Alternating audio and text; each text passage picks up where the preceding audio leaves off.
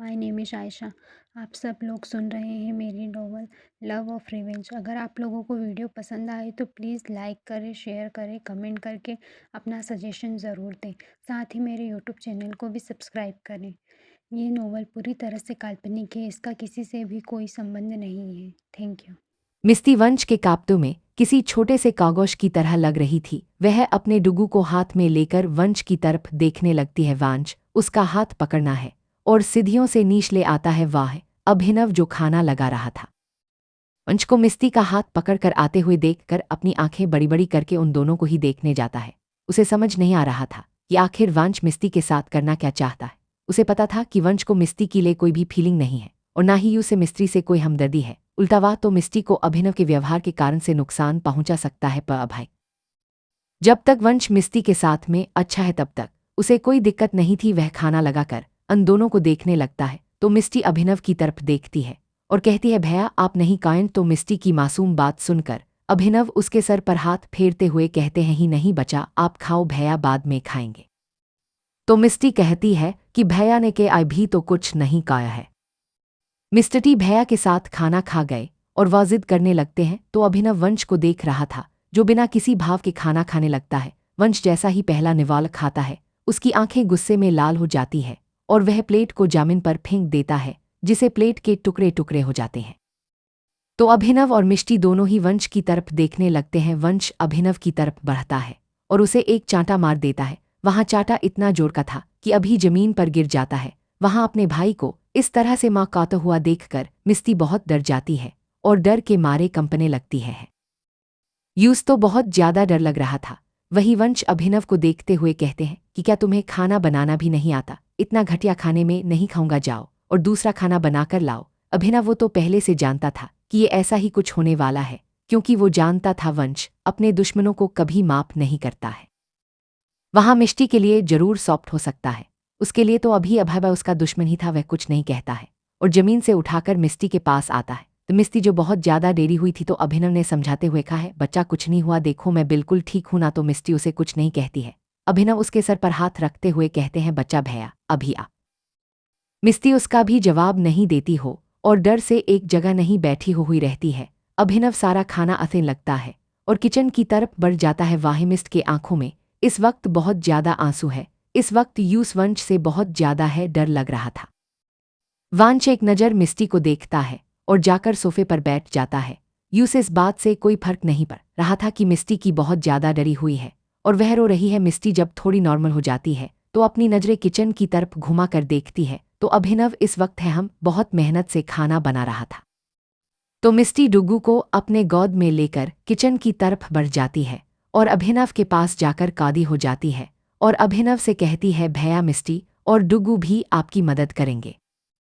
तो अभिनव एक हल्की सी मुस्कान देकर कहता है कि नहीं बच्चा, आपको खाना बनाना नहीं आता है और आप खुद को चोट पहुंचाना लोगी। तो मिस्टी जिद करने लगती है तो अभिनव एक गहरी सांस लेता है और मिस्टी से कहता है कि बच्चा आप आतक गूंथ लो। तो मिस्टी एक नज़र अभिनव को देखती है और आतक गुटने लगती है।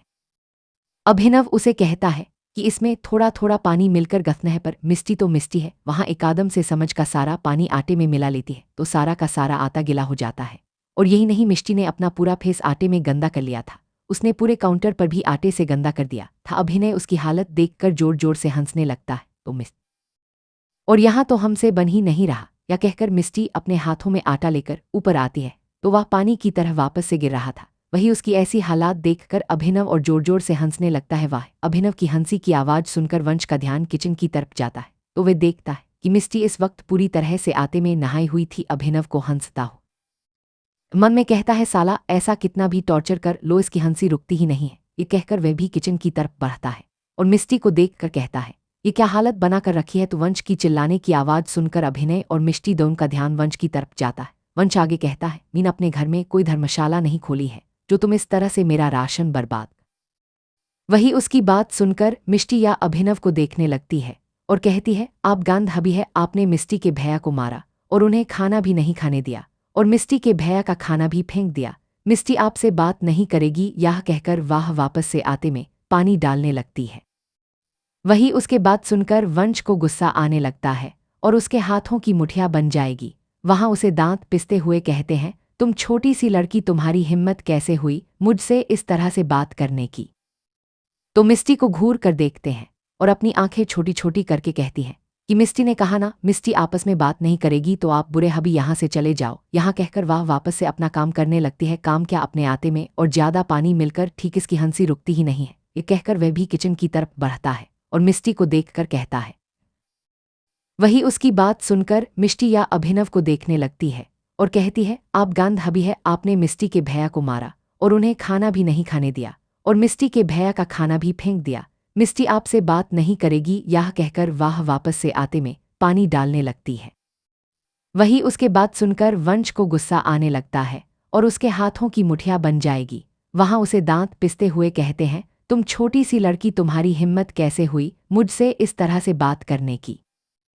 तो मिस्टी को घूर कर देखते हैं और अपनी आंखें छोटी छोटी करके कहती हैं कि मिस्टी ने कहा ना, मिस्टी आपस में बात नहीं करेगी तो आप बुरे हबी यहाँ से चले जाओ। यहाँ कहकर वह वापस से अपना काम करने लगती है। करने काम क्या, अपने आते में और ज्यादा पानी मिलकर ठीक करने की कोशिश करने लगती है। वहीं उसे उसकी ऐसी बात सुनकर वंश को गुस्सा आने लगता है। वह जैसा ही वहां उसकी हालत देखकर मिस्टी और अभिनव दोनों पहले एक दूसरे को देखते हैं और पेट पकड़ कर जोर जोर से हंसने लगते हैं। वहां उनकी हंसी की आवाज सुनकर वंश भी होश में आता है और उसे थाली को जोर से जमीन पर फेंक देता है। उसकी ऐसी हरकत से मिष्टी और अभी दोनों चुप हो जाते हैं और उसे देखने लगते हैं। वंश को इस वक्त बहुत ज्यादा गुस्सा है। एक रहा था उसके बालों पर, कपड़ों पर, उसके मुंह पर आता लगा हुआ था। इस वक्त वंश किसी भूत के जैसा लग रहा था।